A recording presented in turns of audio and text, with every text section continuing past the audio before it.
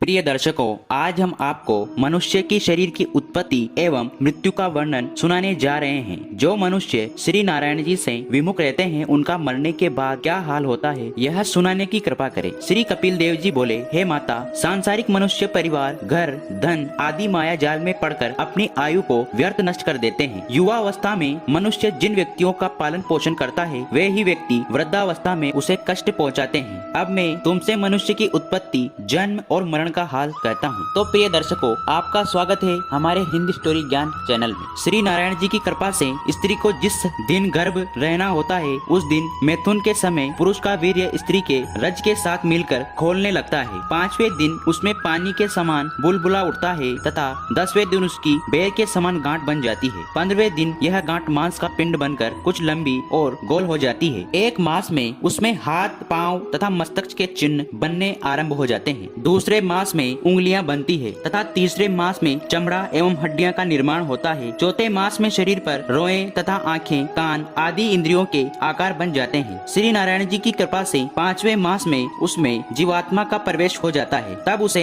भूख तथा प्यास सताने लगती है। 6वें मास में उसका मस्तिष्क नीचे और पैर ऊपर हो जाते हैं। उस स्थिति में उसका हृदय बहुत घबराता है। 7वें महीने में उसे अपने पिछले कई जन्मों तथा 8वें महीने में 100 जन्म पीछे का हाल याद आने लगता है। उस समय उसे ज्ञान प्राप्ति होता है और वह अपने हृदय में यह विचार कर पछताने लगता है कि मैंने पिछले जन्म के अमुक अमुक कर्म करके ऐसा दुख अथवा सुख प्राप्त किया था। उस समय वह श्री नारायण जी का स्मरण कर इस प्रकार विनती करने लगता है, हे प्रभु, मैंने पिछले जन्मों में सांसारिक सुख तथा स्त्री पुत्र प्राप्ति आदि के मोह में पड़कर अपना ज्ञान नष्ट कर दिया था। इसी में इस जन्म मरण से मुक्ति नहीं पा सका। संत महात्माओं का सत्संग न करने के कारण ही मैं अब यहाँ उल्टा लटका हुआ दुख पा रहा हूँ। हे प्रभु, अब आप कृपा करके मुझे इस नरक कुंड से बाहर निकाल दीजिए। मैं आपकी तन मन से सेवा करता रहूंगा। अब आप मुझ पर ऐसी कृपा कीजिए कि यह ज्ञान मुझे कभी भी स्मरण न हो तथा संसार में पहुंचकर मैं ऐसा कार्य करूं जिसके द्वारा इस जन्म मरण से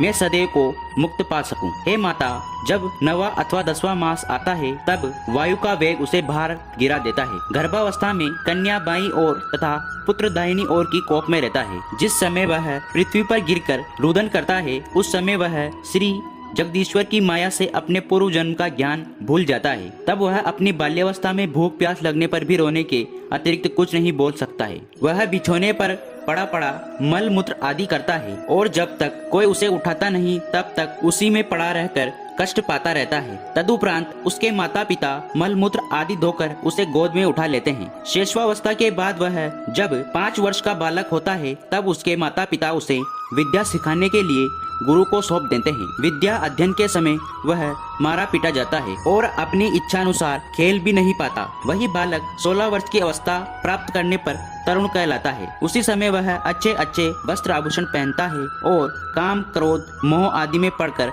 अपने समान किसी दूसरे को नहीं समझता। यदि वह दरिद्र होता तो दूसरों को सुंदर वस्त्र आभूषण पहने देखकर उसे ईर्ष्या होती है। फिर विवाह होने के बाद घर में स्त्री आ जाने पर वह खाने कमाने की चिंता में पड़ जाता है और उसी चिंता में दिन रात चिंतित रहकर अपने जीव को व्यर्थ गंवाने लगता है। जिस मनुष्य ने अपने पूर्व जन्म में दान धर्म आदि शुभ कर्म नहीं किए होते, वह अधिक दरिद्र होकर पेट भरने की चिंता में आठों पहर दुखी रहता है। जब उसके पुत्र पुत्री आदि प्रकट होते हैं, वह उसकी ममता में पड़कर अनेक प्रकार के झूठ सत्य बोलकर धन कमाता है और उसका पालन पोषण करता है। युवावस्था बीतने पर जब वृद्धावस्था आती है, तब मनुष्य को आंखों से कम दिखाई देता है और कानों से सुनाई नहीं पड़ता।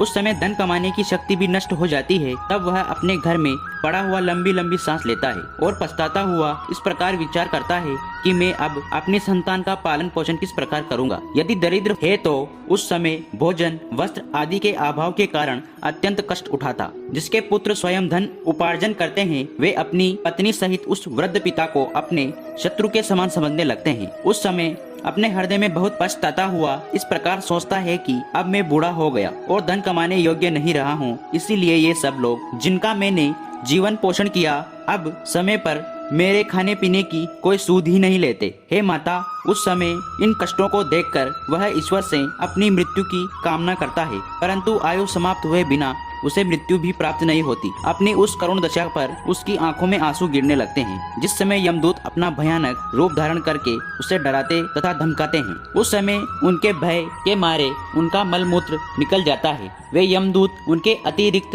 अन्य किसी को दिखाई नहीं देते। उस समय उसके परिवार वाले लोग दिखावे के लिए झूठी प्रीति दिखाकर रोने लगते हैं। उस समय रोने पीटने के कारण यमदूत उसे अधिक दुख देते हैं। उस समय श्री हरि का कथा कीर्तन सुनना और गंगा जल, तुलसी, शालिग्राम, चरणामृत उसके मुख में डालना एवं साधु वैष्णवों की चरण रज को उसके शरीर पर लगाना उचित है, परंतु ऐसा कोई नहीं करता। सब लोग दिखावे के लिए बैठे बैठे केवल रोते ही रहते हैं। तो दोस्तों, मनुष्य के शरीर का यह वर्णन सुख सागर से लिया गया है। यह एक सत्य बात है। कृपया यह ग्रंथ की बात है, कृपया इसे अपने जीवन में उतारे और किसी को किसी भी प्रकार से पीड़ित एवं दुखी न करे। तो दोस्तों, अगर आपको यह वीडियो अच्छी तरह से पसंद आया हो तो वीडियो को लाइक करें और चैनल को सब्सक्राइब करके अपने दोस्तों को अधिक से अधिक शेयर करें। धन्यवाद।